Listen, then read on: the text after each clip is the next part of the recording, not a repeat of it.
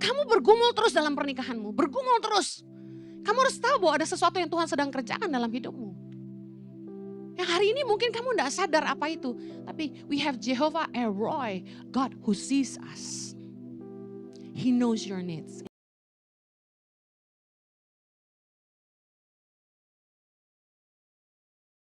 Tuhan, Jehovah Elroy, Tuhan yang melihat kami, Tuhan yang maha tahu. Berdoa roh takut akan Engkau, menguasai hati dan pikiran kami, sehingga hidup kami senantiasa berkenan kepada Tuhan. Tolong hamba-Mu Tuhan, karena sungguh tanpa Engkau hamba tidak mampu. Menyerahkan setiap menit-menit ke depan ke dalam pimpinan Roh Kudus sepenuhnya. Di dalam nama Yesus yang siap diberkati Tuhan, sama-sama katakan, Amen. Silakan duduk kembali. Shalom. Puji nama Tuhan, Anda diberkati? Saya juga. Jehovah Elroy. Tiba-tiba waktu saya lagi persiapan firman Tuhan, kata-kata ini muncul. I am Jehovah Elroy. Apa arti kata Roy? What does Elroy means? Roy dalam bahasa Ibrani artinya adalah shepherd, gembala. Atau juga diterjemahkan sebagai melihat, memandang, menatap. Ya. Nah, kata ini muncul dalam Kejadian 16 ayat 13. Kemudian Hagar menamakan Tuhan yang telah berfirman kepadanya itu dengan sebutan Engkaulah Elroy.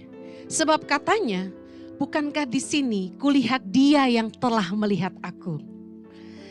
Jehovah Elroy adalah nama Tuhan dalam Alkitab Ibrani yang berarti Tuhan yang melihatku. The God who sees me. Katakan Tuhan yang melihatku. The God who sees me. Arti kata lain, Elroy artinya gini, Tuhan adalah Tuhan yang mengetahui segala sesuatu tentang kita. Katakan amin. Dia melihat kita. Dan Dia mengenal kita. Dia tahu segalanya tentang kita. Allah kita Allah yang maha tahu. God omniscience. The God who knows everything. Ibrani 4 ayat 13. Kita baca sama-sama. 3, 2, 1. Dan tidak ada suatu makhluk pun yang tersembunyi di hadapannya. Sebab segala sesuatu telanjang dan terbuka di depan mata Dia. Yang kepadanya kita harus memberikan pertanggungan jawab. Seringkali manusia bikin dosa dan berpikir bahwa Tuhan gak tahu. Kenapa kita hanya berbuat apa yang benar kalau dilihat orang? Karena kita lupa. Kita punya Jehovah Elroy, the God who sees us. Tuhan yang melihat kepada kita. Salah satu kunci hidup takut akan Tuhan adalah menyadari bahwa kita punya Tuhan yang melihat kita apapun yang kita perbuat. Bahkan sampai di kedalaman hati kita. Katakan amin. Saya akan bahas 5 hal tentang apa yang Tuhan lihat. Yang pertama, our Father sees our needs. Tuhan melihat kebutuhan-kebutuhan kita. Kita punya Bapa yang melihat kebutuhan kita. Mungkin orang lain gak tahu. Mungkin pasanganmu gak tahu. Mungkin orang tuamu gak tahu. Kakak adikmu gak tahu. Tapi Tuhan tahu. God sees your needs. Tuhan melihat kebutuhanmu. Bahkan sebelum kamu tahu kamu butuh, Tuhan sudah melihat itu. Katakan amin. Kata Elroy juga berasal dari kata shepherd. Roy artinya gembala. Dalam Mazmur 23, ingat Raja Daud berkata, Tuhan gembalaku yang baik. Tuhan adalah gembalaku, takkan kekurangan aku. Tuhan ngerti kebutuhanmu. Katakan Tuhan tahu kebutuhan saya. Anda harus yakin bahwa Tuhan ngerti yang kamu butuh.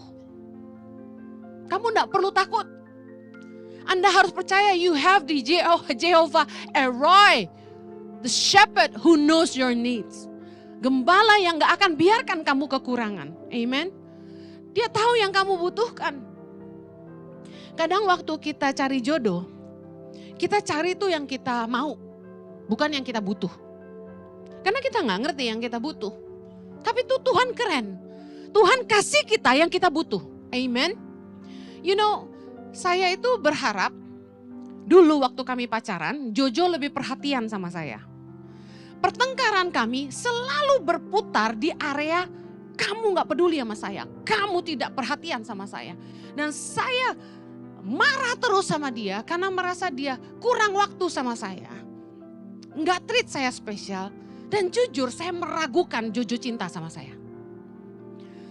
Jadi waktu kami bertumbuh sama-sama, menikah, dari pacaran sampai nikah, pertengkar itu enggak selesai. Jadi Anda bisa bayangkan, sebenarnya tuh nikah tuh ajaib juga loh gitu. Udah pacaran berantem terus kok nikah gitu kan. Nah, di dalam pernikahan masalah yang sama terbawa. Saya merasa dia bukan family man, saya merasa dia enggak perhatian sama saya, sama anak-anak saya. Saya merasa membesarkan anak sendirian dan lain sebagainya. Saya kesal bagaimana Jojo selalu mendorong saya untuk jadi wanita mandiri. Kemudian sampai satu titik. Saya pernah cerita ini. Roh Kudus membuka mata saya. Bahwa Tuhan tidak kasih suami yang saya mau. Tuhan kasih saya suami yang saya butuh. Kadang yang kita pikir kita mau, itu yang terbaik. Tapi enggak. Kalau saya punya suami yang manjain saya, yang ngikutin maunya saya, ya semua yang berlawanan dengan Jojo lah ya. Mungkin saya ini akan jadi egois, sombong, manja, payah deh. Tapi lewat hubungan kami lah, saya didewasakan. Saya belajar ngalah, saya belajar sabar. Saya belajar enggak bergantung sama siapapun, tapi bergantung sama Tuhan. Jojo menarik kapasitas saya sedemikian. Saya pernah merasa seperti ini. Kamu ini maksa saya khotbah. Supaya ibaratnya saya juga bantu dia kerja gitu loh. Wajar ya. Saya berpikir, kenapa sih maksa-maksa saya pelayanan mulu gitu kan? Saya kan maunya di rumah sama anak gitu. Tapi hari ini saya flashback balik. Saya ini orangnya malas. Malas keluar. Malas ketemu orang. Malas ngomong. Parah gak? Jadi to be the Henny that I am today.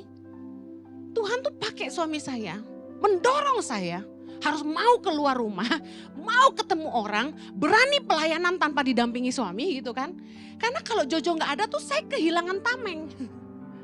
Sama orang mesti basa-basi busuk gitu. Mesti ramah gitu kan. Kalau ada Jojo saya diem aja. Jojo yang PR tuh. Mau didoain? Ya suami saya aja gitu. Saya selalu di belakang Jojo. Dan Jojo paksa saya, enggak kamu harus pelayanan. Enggak kamu harus melayani. Dan dia suruh saya khotbah terus. Kelihatannya menjengkelkan karena saya capek kan. Jadwal saya diisiin sama suami saya. Jadi kalau orang tuh punya manajer saya tuh suami saya. Setiap gereja-gereja mengundang yang ngisi di kalender itu suami. Sampai saya harus ngecek tiap hari saya khotbah di mana ya gitu. Diisi penuh 7 hari, bayangin saudara. Sampai keriting saya. Nah, dia paksa saya suruh khotbah. Dan saya sadar hari ini saya bisa khotbah karena suami saya. Karena dia paksa saya. Dia desak saya mengeluarkan potensi yang saya gak pernah sadari saya punya. Kelihatannya gak nyaman gitu. Tapi percaya lagi nih, kalau kamu bergumul terus dalam pernikahanmu, bergumul terus. Kamu harus tahu bahwa ada sesuatu yang Tuhan sedang kerjakan dalam hidupmu. Yang hari ini mungkin kamu gak sadar apa itu. Tapi we have Jehovah Elroy, God who sees us. He knows your needs, amen. Saya enggak pernah takut kekurangan karena saya tahu Tuhan menyertai saya. Saya pernah khotbah ini, kita tuh enggak boleh punya mental pengemis, minta-minta sama orang. Punya kebutuhan apa, minta-minta. Jangan, saya enggak pernah loh memanfaatkan teman yang kaya. Saya enggak pernah WA teman-teman saya yang kaya hanya sekedar buat kirim proposal, minta bantuan. Enggak pernah. Gereja ini berdiri tanpa kirim proposal. Semua karena Tuhan, amen. Saya enggak pernah bilang, saya mau pelayanan nih, butuh dana nih, bisa bantu enggak? Enggak pernah. sekalipun. Karena itu saya bisa berdiri di sini dengan keberanian penuh dan tidak tertuduh. Tapi banyak orang yang kirim WA ke saya minta duit. Kirim WA ke suami saya minta duit. Kalau Anda punya kebutuhan, mintanya sama Tuhan. Karena Dia gembalamu yang tidak akan membiarkan kamu kekurangan. Jangan bilang gini, kan Pak Jojo Buheni gembala saya. Enak aja lu. Masa lu yang ngutang, gue yang bayar? Anda yang nikah, Anda yang hamilin anak orang, saya yang suruh bayar. Gak bisa dong. Mintanya sama Tuhan. You have Jehovah Eroi, God the Shepherd. Amen. Yang berikutnya, Anda harus tahu bahwa hidupmu tuh sangat berharga buat Tuhan. Yesus berkata dalam Matius 6 ayat 26, pandanglah burung-burung pipit di langit yang tidak menabur dan tidak menuai dan tidak mengumpulkan bekal dalam lumbung, namun diberi makan oleh Bapamu yang di sorga. Bukankah kamu jauh melebihi burung-burung itu? Katakan, saya lebih berharga daripada burung-burung pipit. Kamu tidak akan pernah kekurangan kalau kamu berharap sama Tuhan dan kamu tidak malas. Amen. Seringkali iman tanpa perbuatan, orang doa tapi gak mau kerja. Minta-minta, ya sami mawon. Enggak gitu. Anda lakukan bagian Anda. Tuhan sediakan bagian Tuhan. Amen. Tuhan ngerti yang kita butuh. Saya bersyukur untuk itu. Yang kedua, we have the God who sees our struggles. Kita punya Tuhan yang menyaksikan pergumulan, penderitaan, penindasan dan kesakitan kita. Mungkin ada Anda yang kerja, yang Anda berpikir gini, bosku gak tahu aku lakukan ini buat dia. Aku kerja sampai lembur buat perusahaan. Aku sebenarnya sudah menghentikan penipuan di antara teman-teman dan lain sebagainya. Yang kita pikir little things we do in the secret place. Hal-hal kecil yang kita lakukan di tempat-tempat tersembunyi, orang gak lihat. Aku rajin loh, aku datang pagi loh, tapi bosku gak tahu. Dengar, God sees your struggles. Waktu kita doa sama Tuhan, kita harus ngerti bahwa Tuhan itu lihat semuanya. He knows everything. Kita gak perlu jelasin, kita cukup nangis, Tuhan tahu. Tuhan itu ngitung rambut di kepala kita. Dan dikatakan bahwa Dia menaruh air mata kita di kirbatnya. Mazmur 56 ayat 9. Sengsaraku, engkaulah yang menghitung-hitung. Bayangin. Wow. Gak ada satupun dari kesusahan di hidupmu, dari kau kecil sampai tua, yang Tuhan gak tahu. Sengsaraku, engkaulah yang menghitung-hitung. Air mataku kau taruh di dalam kirbatmu. Bukankah semuanya telah kau daftarkan? Mungkin gak ada orang yang tahu tentang masa lalu Anda. Dari kecil sampai besar. Tapi tidak ada satu hari pun kesulitanmu yang Tuhan tidak tahu. Amen. Tuhan hitung air matamu. Walaupun kita ngerasa gak ada orang yang lihat. Gak ada seorang pun yang ingat. Tapi ingat, Tuhan itu melihat. Yang ketiga, God knows your thought. Kita punya Tuhan yang tahu pikiran-pikiran kita. Mazmur 139. Mazmur Daud, doa di hadapan Allah yang Maha Tahu. Dikatakan gini dalam ayat yang kedua. Engkau mengetahui kalau aku duduk atau berdiri. Engkau mengerti pikiranku dari jauh. Engkau memeriksa aku kalau aku berjalan atau berbaling. Segala jalanku kau maklumi. Sebab sebelum lidahku mengeluarkan perkataan, sesungguhnya semuanya telah kau ketahui ya Tuhan. Dari belakang dan dari depan engkau mengurung aku dan engkau menaruh tanganmu ke atasku. Wow. Tidak ada satu hal pun yang tersembunyi di hadapan Tuhan. Sebelum kita ngomong, Tuhan tahu. Tuhan tahu pikiran kita. Kita gak bisa bohong sama Tuhan.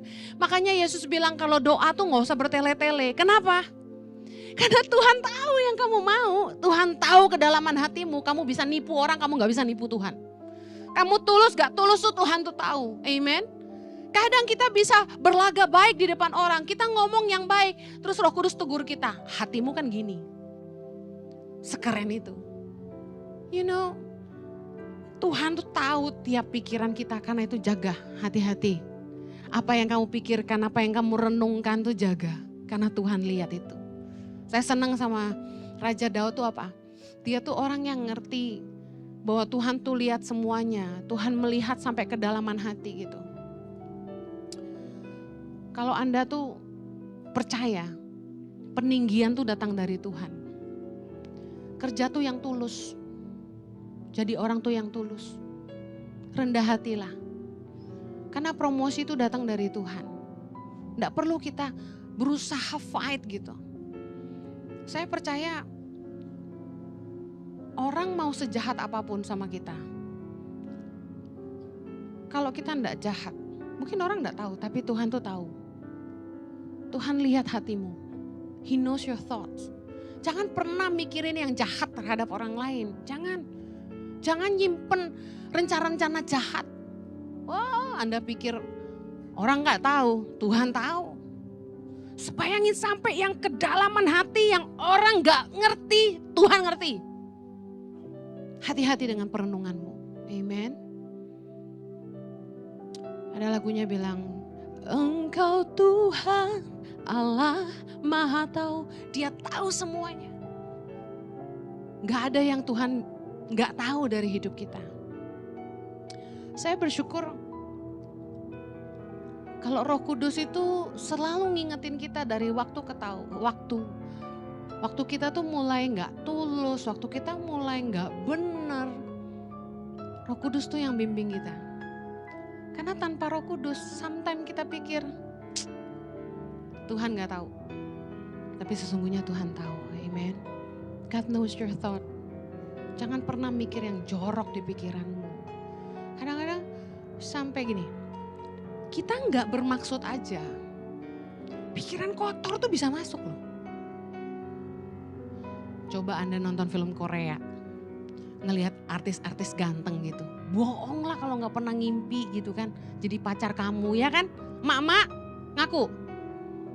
Biar udah emak-emak sekalipun. Zaman saya nonton film Meteor Garden. Gua ngimpi Tao Mingse tahu. Ini zaman era anak tahun 2000-an mah gak paham nih pasti nih. Efse, you know Efse?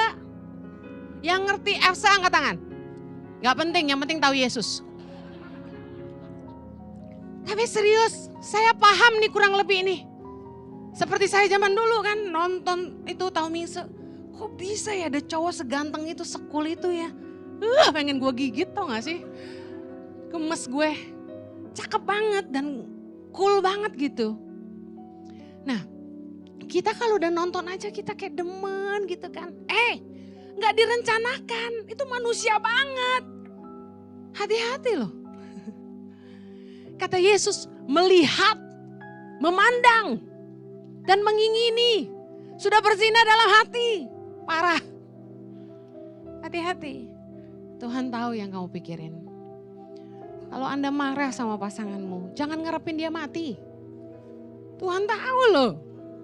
Ngaku lah saya juga ya kan. Kalau lagi marah banget gitu dulu sama suamiku ya, kalau sekarang mau enggak, aku doain dia panjang umur. Ampun gue, YTP sama Ici kalau nggak ada Jojo pingsan ya kan. Kalau dulu mah saking sebalnya sama nih makhluk ya. Dalam hati gue, caranya nggak boleh. Jadi jalan satu-satunya apa? Ya itulah ya kan. Tapi sekarang enggak, saya doain Jojo panjang umur. Asal kamu jangan jahat sama aku. Mentang-mentang udah kurus, awas genit.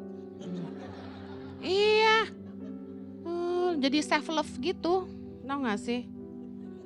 Curcol deh gue. Yang keempat, kata Pak Jojo, saya kalau khotbah suka curcol. Biarin, kalian senang kan? Yang keempat, God sees you since your beginning and your future. Tuhan melihatmu dari awal sampai akhirmu. He is the Alpha and Omega. Amen.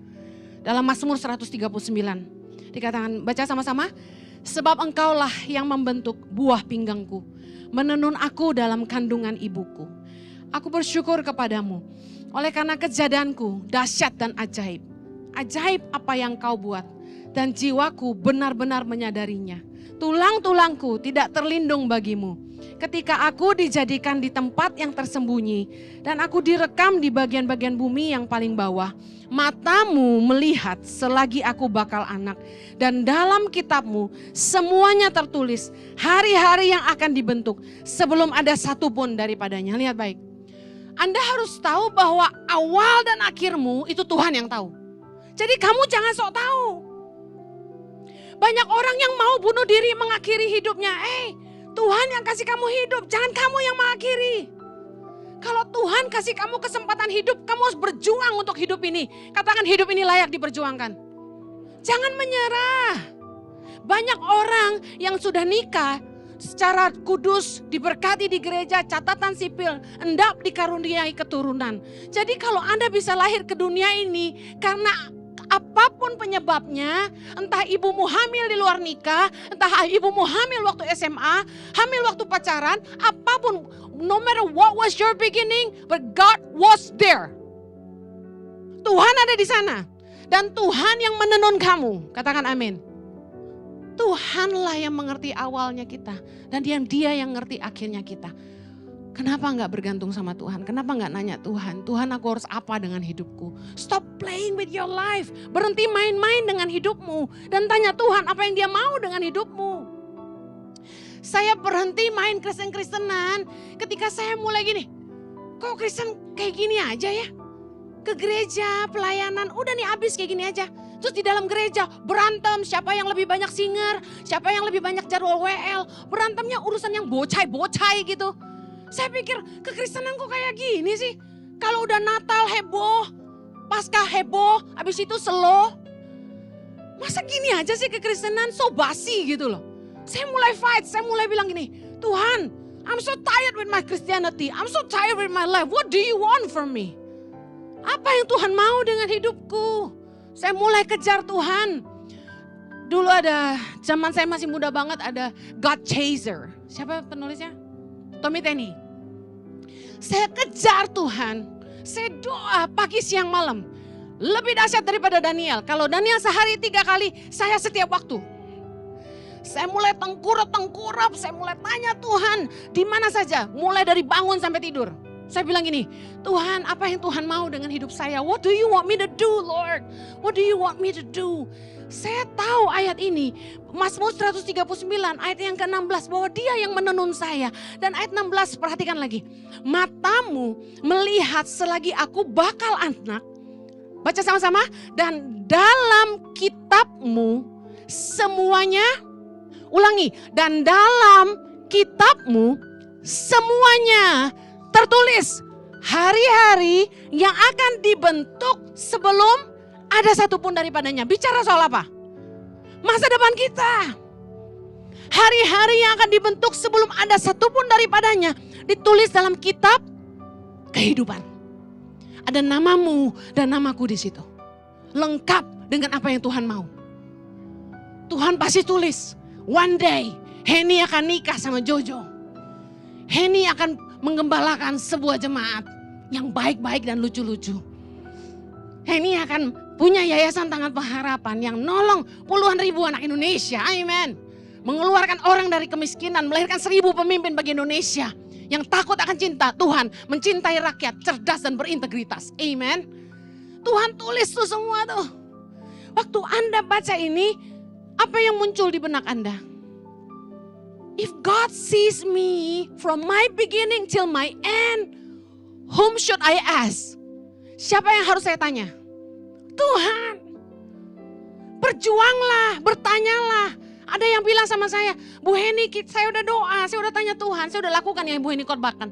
Tapi Tuhan gak ngomong apa-apa. Masalahnya gini, kamu harus bergaul dengan Tuhan. Every day. Ngomong sama Tuhan. Saya tuh kalau mau tidur, saya tidur lebih awal dari suami saya. Saya tutup bantal. Anak saya waktu masih baby punya bantal guling kecil. Nah supaya saya merasa saya peluk anak, saya ambil guling kecilnya. Dan tiap malam saya taruh di atas kepala saya gini, saya tutup mata saya supaya, karena silo banget dia. Nah sambil baca dia kan pakai lampu, jadi saya tutup gini. Di situ saya ngobrol sama Tuhan, dia nggak tahu, cuma gua dan Roh Kudus. Sedap. Nah, saya selalu doa, ngobrol sama Tuhan. Tuhan, bingung nih sama Jojo gak tidur-tidur. Misal gitu. Saya kan gak bisa ceritain detail saya ngomong apa sama Tuhan, kan rahasia kami berdua. Tapi kurang lebih kayak gitu, saya ngobrol sama Tuhan. Jadi belajar bergaul sama Roh Kudus tuh tiap hari. Jangan lebay. Saya pernah khotbah tentang ini. Bergaul sama Tuhan tuh gini, gak ada aturan tertentu. Lu berasa pengen nyanyi, silakan. Lu gak mau nyanyi, gak apa-apa. Lu mau bahasa roh dulu, silakan. Lu gak bisa bahasa roh, gak apa-apa. Gak dosa. Saya bangun tidur mau nyanyi, suami lagi bobo. Saya masuk kamar mandi. Tadi pagi saya nyanyi, I sing praises to your name. Langsung saya berasa hadirat Tuhan luar biasa. Jadi bergaul sama Tuhan tuh kayak gitu, gak usah gini. Kok lu nyanyi di kamar mandi? Kok lu nyembah Tuhan di kamar mandi? Kurang kudus atunya? Gak, pewahyuan terhebat yang saya dapat di kamar mandi. Melahirkan tangan pengharapan di kamar mandi. Serius. Saya lagi nyembah Tuhan sungguh-sungguh. Kadang-kadang keramas kelamaan. Saking saya asik mengikuti gema-gema di kamar mandi, saya nyembah Tuhan, you know. Kalau lu gak punya sound system di rumah, kamar mandi is the best. Yang ngerti katakan amin. Suara kita jadi kayak bagus gitu kan. Gitu kan. Saya nyembah Tuhan, KKR sendirian, menyembah pakai kata-kata saya sendiri kayak Marlon gitu. Gue bisa kalau di kamar mandi. Oh di sini kaku gitu. Saya tuh gara-gara jadi gembala ya karena sering khotbah, begitu nyanyi tuh kayak langsung gak bisa gitu. Nah, saya nyembah Tuhan dan di situ saya nanya Tuhan, Tuhan apa yang Tuhan mau? What do you want from me? Gitu. Di kamar mandi itulah Tuhan ngomong sama saya. Henny, apa yang paling dibutuhkan orang miskin? Saya jawab, makanan atau uang Tuhan? Tuhan bilang bukan. Yang paling dibutuhkan orang miskin adalah keluar dari kemiskinan. Dan kamu harus tolong mereka keluar dari kemiskinan. Oh, saya langsung takut dengar apa Tuhan ngomong. Saya langsung duduk. Saya bilang, Tuhan apa yang saya harus lakukan? Tuhan bilang gini, bantu mereka keluar dari kemiskinan. Kasih mereka keterampilan. Supaya dengan keterampilan itu mereka bisa cari pekerjaan yang lebih baik. Bisa mendapatkan penghasilan yang lebih baik. Dan bisa memberikan kehidupan yang lebih baik buat keluarga mereka. Tolong mereka keluar dari kemiskinan. Itu visi tangan pengharapan pertama kali lahir di kamar mandi. Saya buru-buru kelarin mandi, saya keluar ambil buku, catat cepat-cepat dan berlutut dan berdoa. Tuhan, duitnya dari mana? Saya ingat, manusiawi dong. Orang miskin di Indonesia banyak. Duitnya dari mana? Tuhan bilang, I will send people to help you. I will make churches to help you. You have to build network, you have to build partnership, and you have to be accountable. Exactly. Saya ingat persis. Saya kasih tahu, dan hari ini jadi kenyataan. Tangan pengharapan ditolong orang-orang. Ditolong oleh donatur-donatur yang punya hati yang sama buat Indonesia. Amen. Saya kasih tahu, Tuhan yang tahu ujung hidupmu. Sejak saya tahu itu panggilan Tuhan buat hidup saya udah gak pusing lagi yang lain. Saya diajak orang, Henny mari ikut kami conference gereja-gereja. Enggak.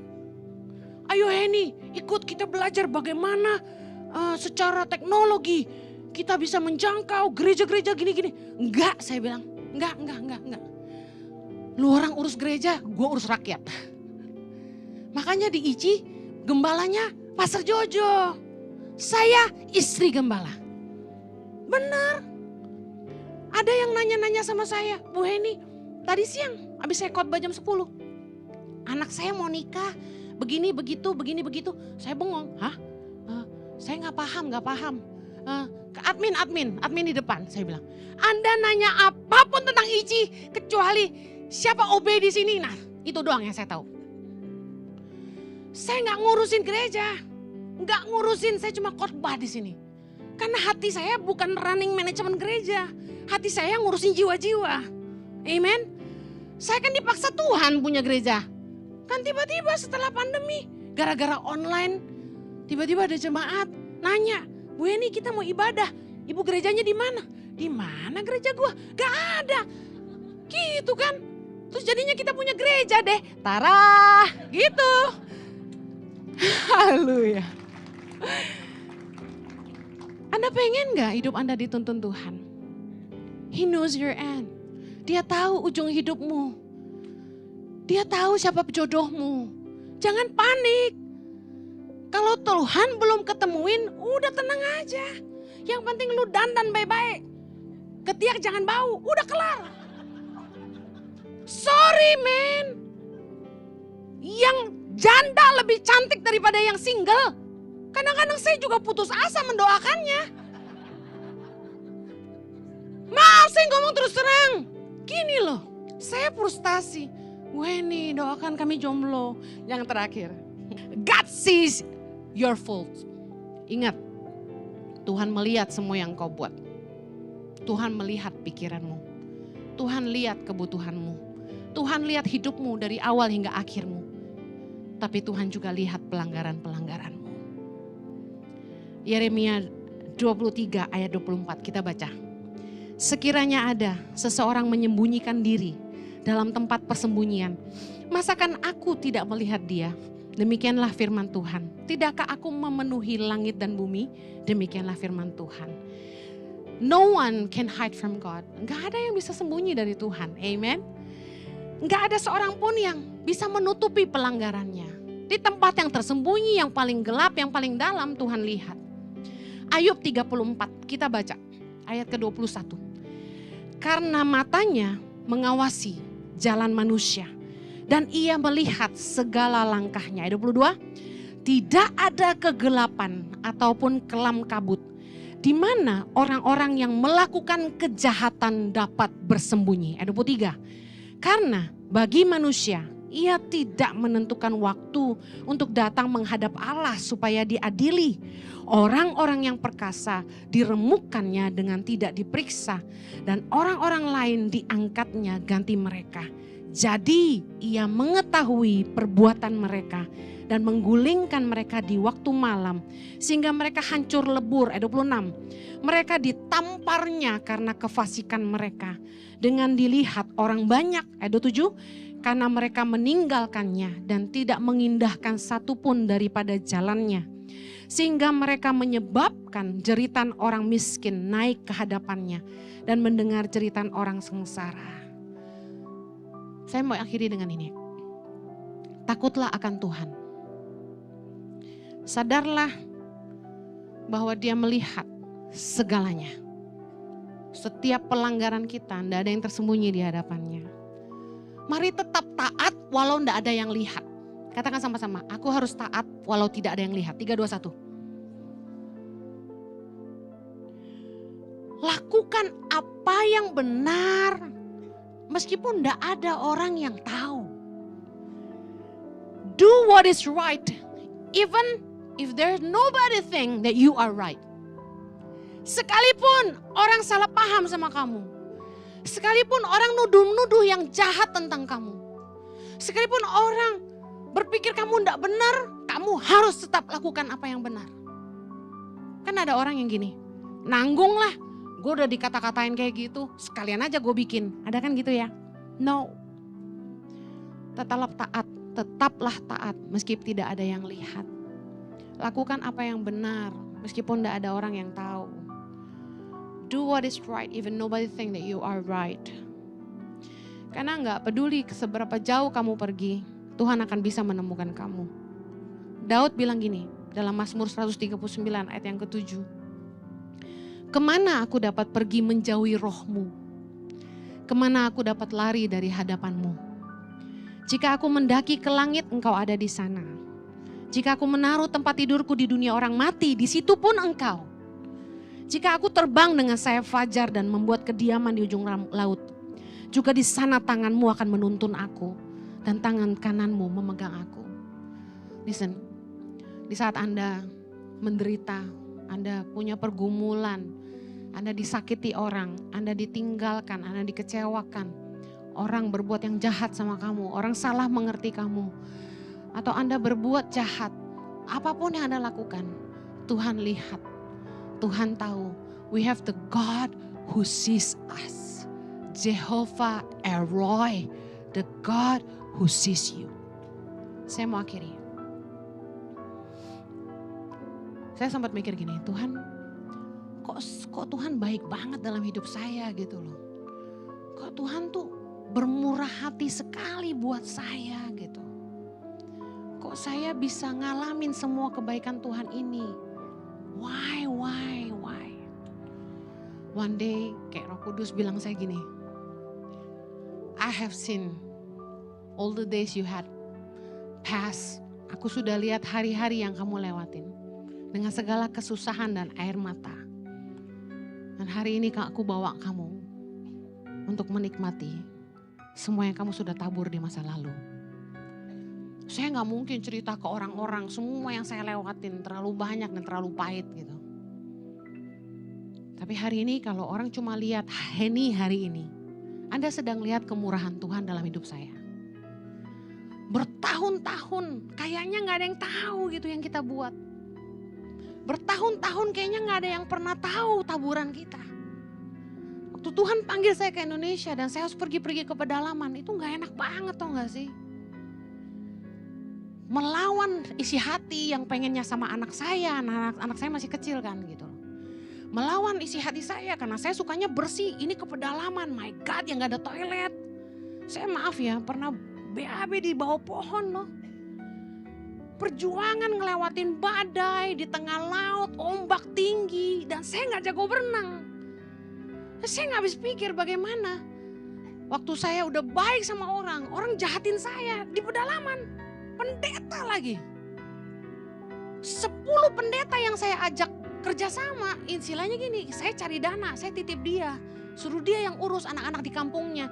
Suruh dia bantu masyarakatnya untuk bagi benih. Saya minta dia doakan tanah lahan mereka supaya Tuhan berkati gitu kan.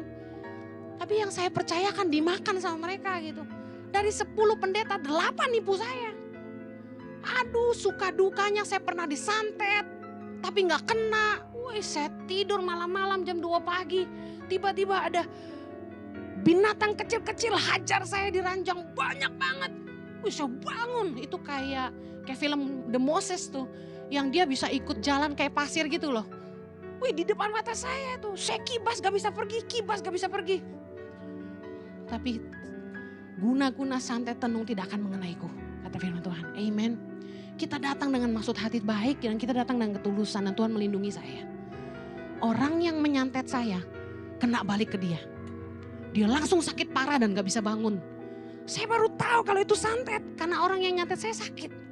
Sampai botak kepalanya. Saya oh my God Tuhan. Saya kasih tahu. Suatu kali saya kerja sama Joyce Meyer Ministry. Mereka donasi sekitar 50 juta lah tiap bulan waktu itu. Buat Tangan Pengharapan. Mereka bilang gini, buktikan kamu bantu anak-anak Indonesia. Soalnya bagi dia it's too amazing gitu loh. Kok kamu bisa bantu ribuan anak di Indonesia dan tersebar di seluruh pelosok Indonesia. Cari donasi tuh susah tau gak kenapa? Karena orang kan gak bisa lihat, anak-anaknya kan di pedalaman kan, paham gak? Joyce Meyer Ministry hal yang sama, mereka bilang kita mau lihat bener gak ada anaknya. Waktu itu 1.500 anak ya. Dia kirim orang dari Amerika namanya Adam. Suruh staff saya nemenin, traveling ke seluruh Indonesia untuk buktiin kami punya center-center di seluruh Indonesia. Dia terbang dalam waktu 10 hari ya. Dia kembali dengan satu kata, anaknya banyak banget. Tuhan baik, amen. Apa yang saya mau katakan? Waktu kita bangun Tangan Pengharapan, belasan tahun, tidak ada yang lihat. Susah payah kami, cuma Tuhan yang lihat. Sampai satu hari promosi datang sendiri. Bukan dari timur, bukan dari barat, bukan dari utara, dari selatan. Datang peninggian itu. Tapi peninggian itu datang dari Tuhan. Hari ini, apapun yang kamu bangun, kelihatannya tidak ada yang tahu. Harga yang kamu bayar, kelihatannya tidak ada yang tahu. Bosmu, atasanmu tidak lihat kesetiaanmu. Tapi dengar, Tuhan tidak pernah terlelap, dia tidak pernah tertidur. Dia tahu kamu, God sees you. Amen.